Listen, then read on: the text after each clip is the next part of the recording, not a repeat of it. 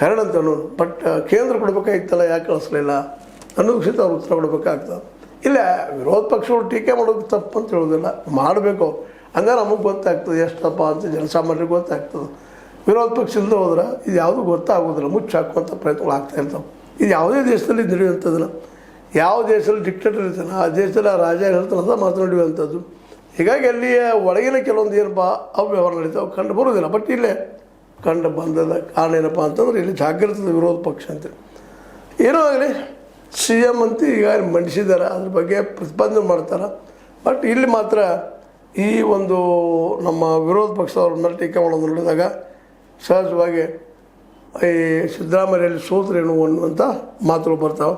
ಅದೇನು ಇಲ್ಲಿ ಸೋಲಿ ಗೆಲ್ಲಿ ಮುಖ್ಯ ಅಲ್ಲ, ಜನರ ಒಂದು ಏನು ಬದುಕನ್ನು ಕಟ್ಟಿಕೊಡೋಲ್ಲಿ ಎರಡೂ ಪಕ್ಷಗಳು ಪ್ರಾಮಾಣಿಕವಾಗಿ ಪ್ರಯತ್ನ ಮಾಡಬೇಕಾಗಿದೆ. ಅದು ಆಗ್ತಾಯಿಲ್ಲ ಅನ್ನೋದು ಒಂದು ಇಲ್ಲೇನಪ್ಪ ತೊಂದರೆ. ಈ ತೊಂದರೆ ನಿವಾರಣೆ ಆಗೋದು ಯಾವಾಗಂದ್ರೆ ಪ್ರತಿಯೊಬ್ಬರಿಗೂ ಈ ದಿಶೆಯಲ್ಲಿ ಪ್ರಜ್ಞೆ ಬಂದಾಗ, ತಿಳುವಳಿಕೆ ಬಂದಾಗ ಅಂತ ಹೇಳ್ತಾ ನಿಜವಾಗಿಯೂ ಸಿ ಎಮ್ ಅವರು ಪುಸ್ತಕದ ಬದನೆಕಾಯಿನ ಸಿ ಎಮ್ ಹೇಳಿದನೆಲ್ಲ ಫೈನಲ್ ಏನು ಅನ್ನೋಂಥ ಮಾತು ಮಾತಾಡ್ತಾ ಈ ದಿಶೆಯಲ್ಲಿ ಚರ್ಚೆ ಭಾಳ ವ್ಯವಸ್ಥಿತವಾಗಿ ಸಮರ್ಪಕವಾಗಿ ನಡೀತು ಅಂತ ಮಾತ್ರ ಹೇಳ್ಬೋದು. ಬಟ್ ಇದು ಸಮಸ್ಯೆ ಪರಿಹಾರ ಆಯಿತು ಅಂತಲ್ಲ. ಆದರೂ ಈ ಒಂದು ಜನರಿಂದ 1,12,400 ರೂಪಾಯಿಗಳ ಸಾಲ ಒಬ್ಬರ ಮೇಲದ ಅದು ಬಗೆಹರಿಸೋದು ಕೆಲಸ ಆಗಲಿ ಈ ಸರ್ಕಾರದಿಂದ ಅನ್ನುವಂಥ ಮಾತನ್ನು ನಮ್ಮ ಆರ್ ಅಶೋಕ್ ಅವರು ಮಾತಾಡಿದ್ದಾರೆ.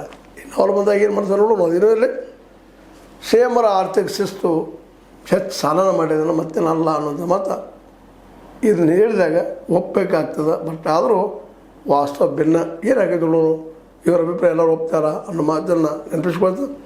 ಇದು ಲೈಕ್ ಮಾಡಿ, ಶೇರ್ ಮಾಡಿ, ಕಮೆಂಟ್ ಮಾಡಿ, ಜೊತೆ ಸಬ್ಸ್ಕ್ರೈಬ್ ನಿಲ್ಲಿಸ್ಬಿಟ್ಟು. ನ್ಯೂಸ್ ಅರ್ಥ ಇದು ಸತ್ಯದ ಕೈಗಳಲ್ಲಿ ವಂದನೆಗಳು.